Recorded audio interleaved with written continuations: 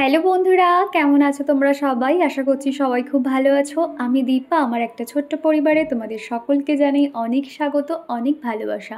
তোমরা অনেক দিন ধরে আমাকে রিকোয়েস্ট করছো যাতে আমার ইভিনিং টু নাইট রুটিন তোমাদেরকে শেয়ার করি। তো ভাবলাম যে চলো আজকেরই তাহলে শেয়ার করা যাক। আর সকাল থেকে না একটু সেভাবে ভিডিওটা শ্যুট করতে পারিনি, শরীরটা খারাপ লাগছিল।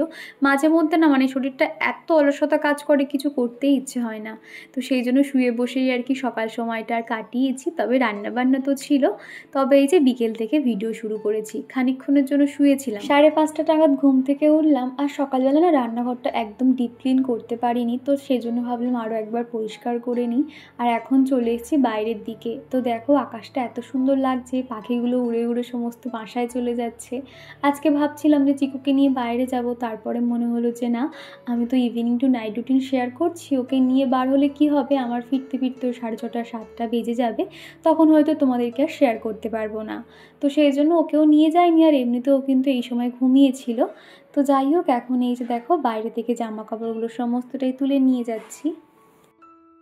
আর এখন এই তো সন্ধে দেবো বলে জামা কাপড়ও ছেড়ে নিয়েছি। আর সন্ধে পড়ার আগেই না চুলটাকে বেঁধে নিচ্ছি, তার কারণ এরপরে তো অত আর সময় পাবো না, টুকটুক করে কাজকর্ম থাকে। তা না হলে দেখা যায় রাতে খাওয়া দাওয়া হয়ে গেলে তখনও চুলটা বেঁধে নিই। তবে রাতে মাঝে মধ্যে না খেয়ে এসে আর এনার্জি পাই না, তখন ওই অবস্থায় মাথায় ক্লিপ আটকে শুয়ে পড়ি। আর এখন করে না আমার ছোট ছোট সামনের দিকে এত বেবি হেয়ার ভরে গেছে, চুলগুলো উঁচু হয়ে থাকে, নিজেরই দেখতে না খারাপ লাগে জানো তো। সেই জন্য সামনের দিকে না একটুখানি তেল দিয়ে দিতে হয়। তো যাই হোক, চুলটা দেখো একদম রাতের মতন বেঁধে নিয়েছি। এবার আমি সোজা চলে যাব সন্ধে দিতে। আর চিকুও দেখলাম আমার সাথে সাথে আর কি উঠে পড়লো, আর কি ওই 5-10 মিনিট পর আর কি। তো চিকু ওঠার সাথে সাথে ওকেও একটু ফ্রেশ করিয়ে দিয়েছি। প্রথমে জল বিস্কুট দিয়ে দিয়েছি, তারপরে দেখছি যদি মা ছেলেতে মিলে একটু পরে কিছু মুড়ি টুড়ি মা খাই কিংবা কিছু খাই, দেখা যাক। আর এখন এই যে সন্ধেটাও দিয়ে নিচ্ছি। আর একটু পরে দেখাবো ব্ল্যাকির ছানাগুলোর কাণ্ড।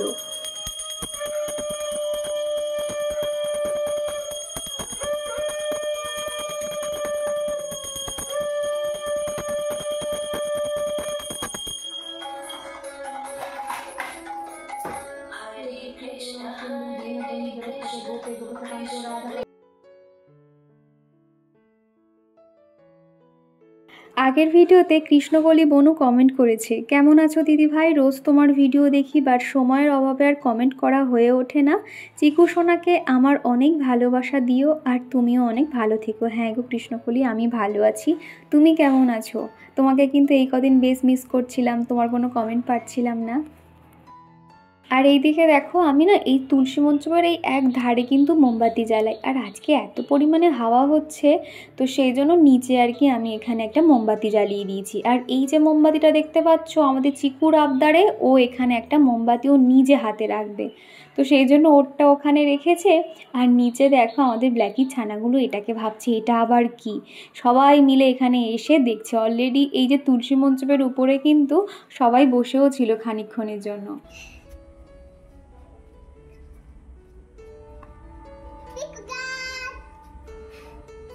আর তারপরে এই যে হনুমান চল্লিশা প্রত্যেক দিন সন্ধেবেলা যেরকম বই পড়ি, শুধুমাত্র বৃহস্পতিবার বাদে, তখন ওই লক্ষ্মী পাঁচালি পড়তে হয় তখন আর কি। আর আমি কিন্তু এখানে আসনের উপরেই বসেছি। তোমরা অনেকেই কমেন্ট করে জানাও যে হনুমান চল্লিশা যখন পড়তে হয় নিচে আসন পেতে বসতে হয়। আসনটা তো ছোটো মতন, সেই জন্য হয়তো অতটা দেখা যায় না। তো তোমরা কেউ একজন আমাকে এরকম বলেছিলে, তো সেই জন্য আগে ভাগে বলে দিচ্ছি, দক্ষিণ দিকে মুখ করে হনুমান চল্লিশা পড়তে হয়, এটা আমি এখন জেনেছি। তো সেই জন্য দক্ষিণ দিকে মুখ করেই পড়ছিলাম। আইটি 11 ইস, কে এরকম করে পড়াশোনা করে? হ্যাঁ হয়নি, বলো 11 12 এটা কার কার এটা কার এটা কার এটা কার এটা কার বলো, এটা কার, কে দিয়েছে এটা? হ্যাঁ বাবা, এটা তোমার পাপা দিয়েছে? পিঠ বোঝানো, এটা তো আমার, এটা তো দীপার। তো তাহলে কি বলছো তুমি? আচ্ছা রেখে দাও, বলো 1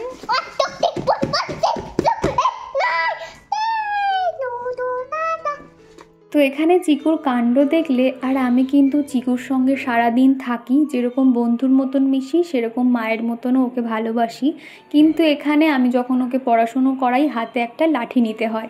তোমরা অনেকেই দেখে বলবে যে কেন ওকে আমি বকাবকি করছি। দেখো, সারাদিন তো আমার কাছে থাকে, আমাকে দেখে কিন্তু একটুখানি ভয় পাওয়া দরকার। সেই জন্য দেখো লাঠি দিয়ে কিন্তু মাঝে মধ্যে ওকে ভয় দেখাতে হয়। দেখো, বাচ্চাদেরকে না ভালোবাসার সময় ভালোবাসতে হবে, কিন্তু লেখাপড়ার সময় ওদেরকে এটা বোঝাতে হবে যে হ্যাঁ, এটা কিন্তু বাধ্যতামূলক করতেই হবে। সকালবেলা কিন্তু একা একা বই নিয়ে বসে, আমি হয়তো রান্না করতে করতে মুখে বলি। আর প্রত্যেক সন্ধেবেলা করে কি করে জানো তো, 3 পৃষ্ঠা করে ওকে হাতের লেখা করাই, মানে অকার আকার লেখানো শেখাই আর কি। তো এখনো পর্যন্ত কিন্তু শেখেনি, সবে শূন্যটা শিখেছে। ও যে কবে লেখা শিখবে সেটাই আর কি ভাবছি। তবে হাতে এখনও 8-9 মাস টাইম রয়েছে। এবছর তো ওকে আর স্কুলে ভর্তি করছি না, তোমরা অনেকেই বলো যাতে ওকে আমি এবছরই ভর্তি করে দিই। তবে কি জানো তো, এখন এই বছরটা ভেবেছি বাড়িতে শিখিয়ে নেব, নেক্সট বছর ওকে আর কি স্কুলে ভর্তি করব।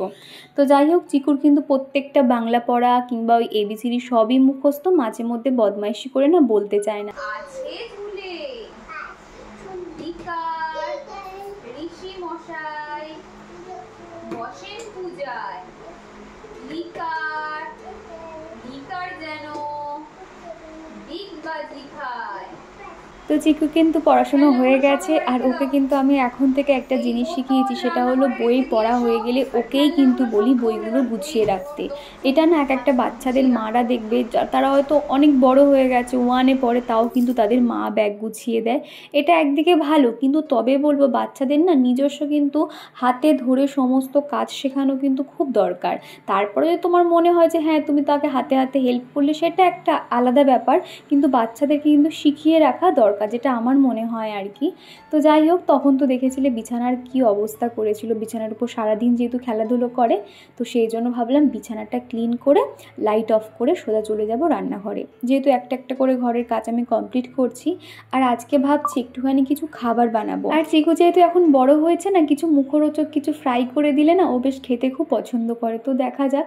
তো এখন চলে এসেছি রান্নাঘরে। তো দুপুরের কয়েকটা থালা বাসন ছিল, সেগুলো এখন জায়গায় রেখে দিচ্ছি। আর প্রতিদিনে আমার কিছু কাছের বন্ধুরা আছে যারা প্রতিনিয়ত আমাকে সুন্দর সুন্দর কমেন্ট করে, অনেক মোটিভেট করে, এবং তারা আমাকে অনেক ভালোওবাসে। তো অনেকেই তোমরা বলছো দীপা তুমি রোগা হয়ে গেছো, নিজের যত্ন নাও। আসলে মাঝে করে না মানে শরীরটা এত খারাপ হয়ে গেছিলো, একবার জ্বর এসেছিলো, তারপর থেকে না মানে কিছু যে খাবো সেটার আর কোনো খাবারের টেস্ট পাচ্ছিলাম না, খেতেই ইচ্ছে করছিল না, যার জন্য শরীরটা এত খারাপ হয়ে গেছে। তবে কি আছে, আবার তো যখন ঠিক হয়ে যাব তখন দেখবে খাওয়া দাওয়া করলে এমনি মুখ চোখ ঠিক হয়ে যাবে।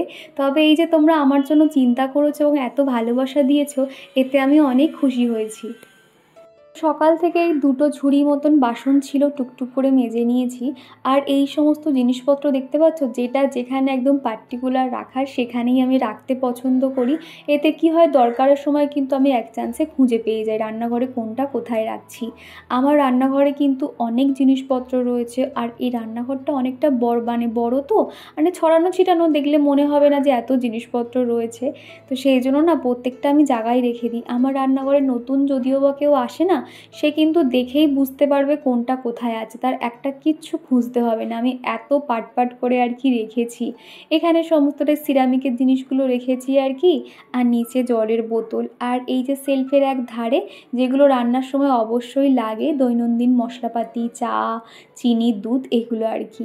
আর এই যে হ্যাঙ্গারটা এখানে না, যেগুলো সসপ্যান বলো, তাওয়া বলো, ঝুড়ি, বা ওই যে রুটি শেখার জন্য যে জাল, সেটাই আর কি ওখানে রেখেছি।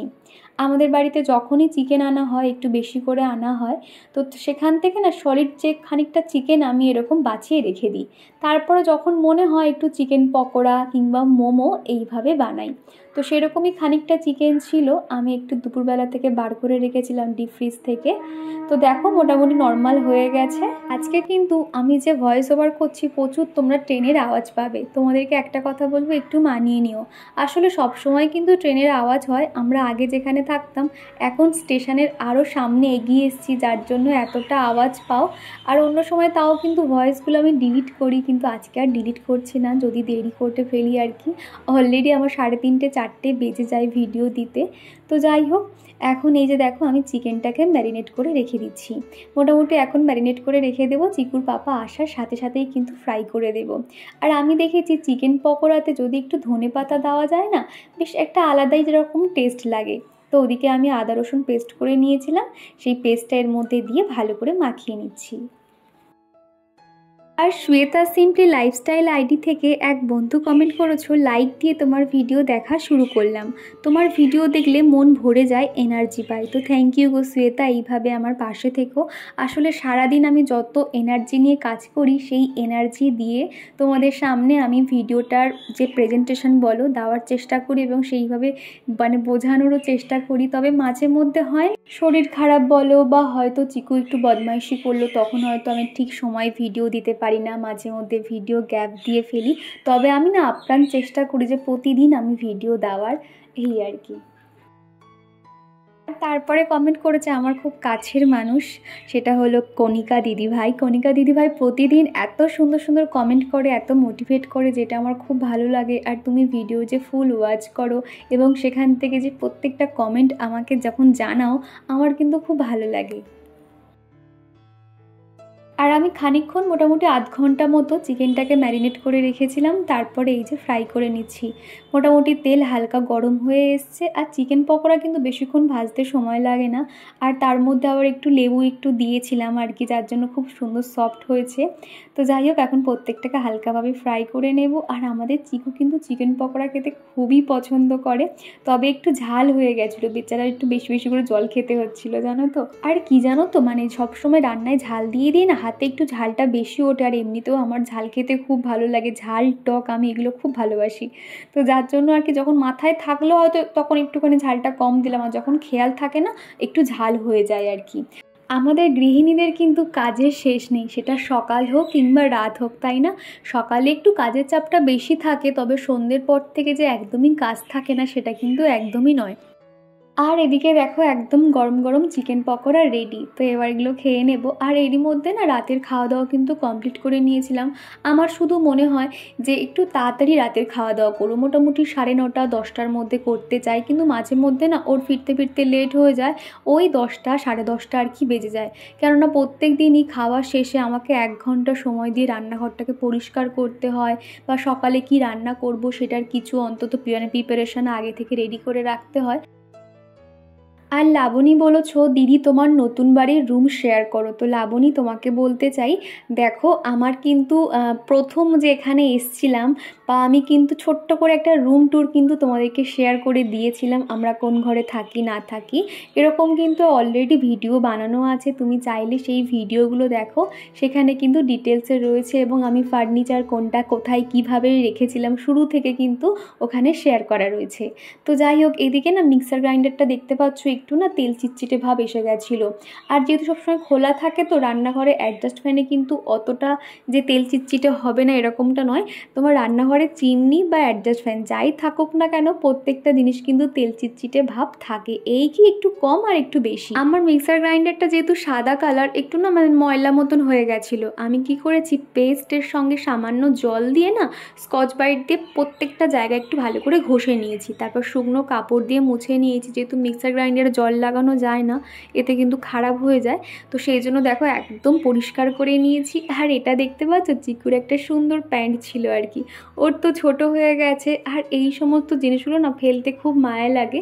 তো সেই জন্য ভাবলাম মিক্সার গ্রাইন্ডারটা দিয়ে ঢাকা দিয়ে রাখি, দেখতেও সুন্দর লাগবে, আর এটা কিন্তু ভীষণ কিউট আর কি। আর এইদিকে যে প্লেটগুলো, এগুলোতেও কিন্তু ধুলো স্পট পড়ে থাকে, আমি ওই কয়েকটা থালা বাসন যখন মাজছিলাম তার সঙ্গে এগুলোও কিন্তু একটু ধুয়ে নিয়েছিলাম। তারপর উপর থেকে একটা টিস্যু পেপার দিয়ে দিয়েছিলাম, দিয়ে যেটা যেখানে থাকে সুন্দর করে গুছিয়ে রেখেছি। সকালে দেখবে এই কাজগুলো তো করা সম্ভবই হয় না, আর এগুলো যেহেতু এক্সট্রা কাজ, সকাল থেকে তো প্রচুর কাজকর্ম থাকে, তখন ওই কী করি টুকটুক করে রাত্রিবেলা যা কাজ এক্সট্রা কাজ বলো রাতেই সেরে রাখার চেষ্টা করি। আর এদিকে দেখলাম সর্ষের তেলও ঢালতে হবে, সেজন্য তেলটাও ঢেলে নিয়েছি। আর আমার অনেক বন্ধুদের প্রশ্ন থাকে, এই যে অয়েল কন্টেনারগুলো কিনেছি এগুলো কেমন? আমি তোমাদেরকে বলবো তোমরা চোখ বন্ধ করে নিতে পারো, ভীষণ ভীষণ ভালো কিন্তু, কেননা আমি এটা ব্যবহার করছি প্রায় 2-3 মাস হয়ে গেল।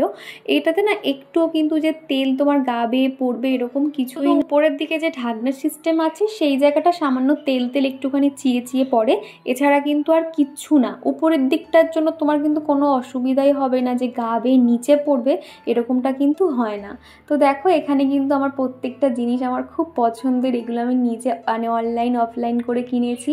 আর এইগুলো দেখতে পাচ্ছি, এগুলো কিন্তু আমি DIY হাতে বানিয়েছিলাম।